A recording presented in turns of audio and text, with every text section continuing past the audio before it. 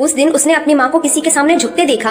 उसी दिन उसने तय कर लिया, या तो जिंदगी बदलेगी या वो खुद बदल जाएगा। ये सिर्फ एक कहानी नहीं है, ये एक एहसास है।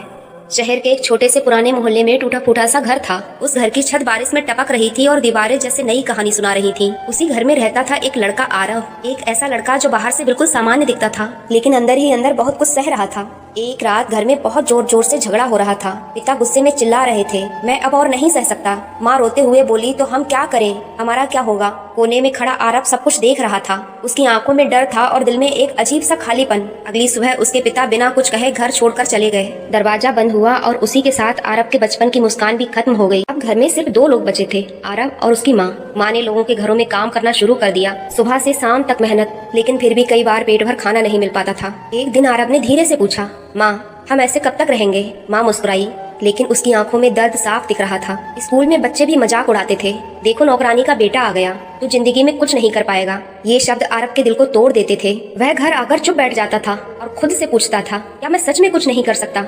एक सुबह आरव काम पर जाने ही वाला था कि उसने अपनी माँ को दरवाजे पर किसी से बात करते हुए देखा। उसके हाथ में एक पुरानी थैली थी और आंखों में आंसू थे। वो फोन पर कह रही थी, बहन जी आज पैसे थोड़े ज्यादा दे देना, घर में राशन नहीं है। आरव के कदम वहीं रुक गए। उसने पहली बार अपनी माँ को किसी के सामने झुकते हुए देखा था। उस पल उसके अंदर कुछ टूटने के बजाय कुछ जल उठा।